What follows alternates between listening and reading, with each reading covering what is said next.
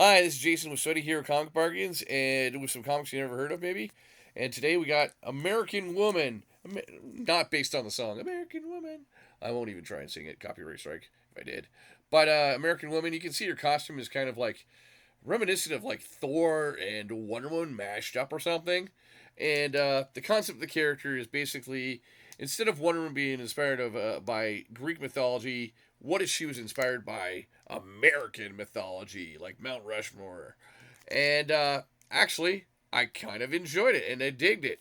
The artwork is by Brian Denham, and I thought it was really cool. Antarctic Press did this, and Barrage Studios, it says. The artwork is pretty good. I liked it. I digged it, and like I said, like that's pretty cool looking. And yeah, I think it was going to be like their own series. Unfortunately, this only lasted 2 issues. So you got issue 1 and issue 2, and you have this Joker like villain in the background. He's not the Joker, but he very much acts like the Joker, in my opinion.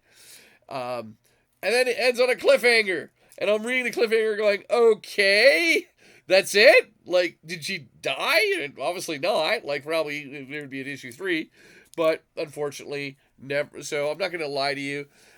Did I enjoy these? Yes, they are cool because they're another idea. They're just another um, character that you probably never have heard of, and it's kind of cool to see it. Anarch Press was known for doing stuff like I don't know. You had like Ninja High School, for example, and Warrior Nun in Aurelia, which actually became a TV series, I believe.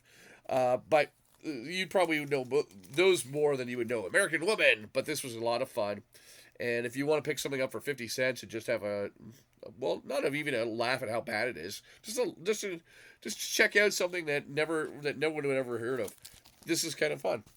Alien Legion is, I would describe in the same vein as a Star Wars, but like creator owned by Carl Potts. Epic Comics, if you those who don't remember, Epic Comics in the early 80s and 90s was Marvel's creator owned imprint. However, it was creator owned of characters that were not really superheroes, which is why I guess maybe Image Comics never landed at Epic Comics. Probably there was a creator rights thing too. But in any case, Alien Legion, kind of cool. I think this could be a TV series or movie eventually. Who knows? It probably will be by the time we make this video. Then we have Deathmate. Deathmate was the Valiant Image crossover when Image had been around for like more than a year and Valiant for maybe a couple of years or more.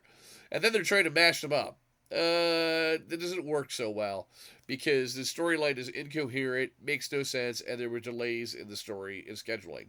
So, however, because I'm nostalgic for it and I remember it, that's why I bought it for 50 cents, just for fun. And more importantly, the epilogue, the ending, which I haven't read in 30 years. I did not read this. So I finally read the ending, and the ending did make sense, and it was a lot of fun. So, yeah, I'm kind of saying, kind of loving to hate this in that kind of sense.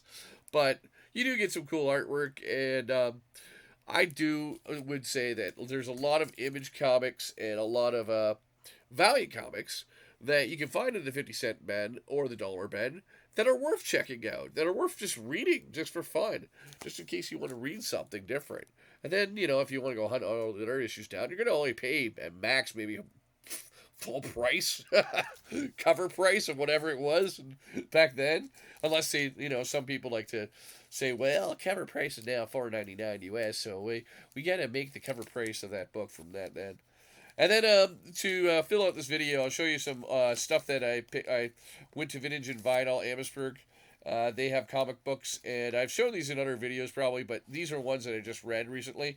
So we got Star Trek, which is really cool. Peter David in the movie era run. My favorite run of Star Trek actually is the movie era because that's what I grew up with. Here's another issue. So actually, this is issue 47. Batman Beyond by Dan Jurgens. This is not the cartoon. I'm not sure what the continuity is.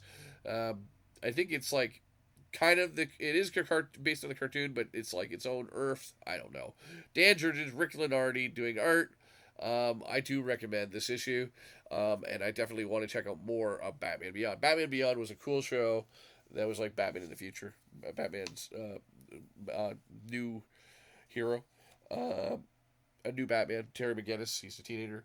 Anyways, Avengers by Bendis and Ron Romita Jr. I actually did dig this. The artwork is cool, and it's just a lot of. It's just kind of fun.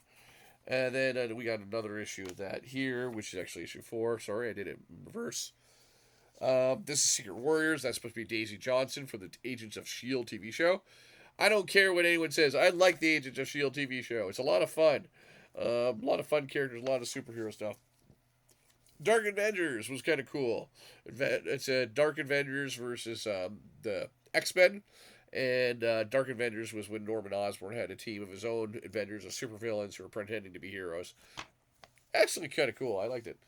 I don't know why, but I really like Uncanny Avengers, which is like um, um, uh, there's X-Men and different characters from all the different teams on the Avenger team. I believe, including X-Men and Inhumans and other teams. So in this team, you have Human Torch, you have the Rogue, Wonder Man, Beast. This was a lot of fun. I don't know why. I just really enjoyed and dug the idea of like the X-Men and Avengers trying to work together as a team. That's kind of cool. Force Works is basically Avengers West Coast, but again, I really dug it. There's a Spider Woman in there, one of the Spider Woman. That Spider Woman actually inspired the Venom costume, believe it or not. A lot of fun. I like it. And then these are Avatar comics based on the video game Avatar: Frontiers of Panda, Pandora, and the artwork on these were really great. And my feeling is that Dark Horse is doing a pretty good job. Ironically, Marvel will probably get the rights eventually because they're 20th Century Fox characters. And then we have Grendel Warchild. Not my thing. It's kind of like V for Vendetta. Not for kids. Definitely not for kids. It's kind of like a V for Vendetta post-apocalyptic future with a fascist religious government. Not my thing. But there's a letter page that has a letter to the editor about religion and philosophy that I kind of dug. And so I wanted to read it, and I'll do a video. Maybe, well, I thought it was interesting. So that's my today what I got. And again, go get some comics for 50 cents, $1. Go support your comic stores. Bye.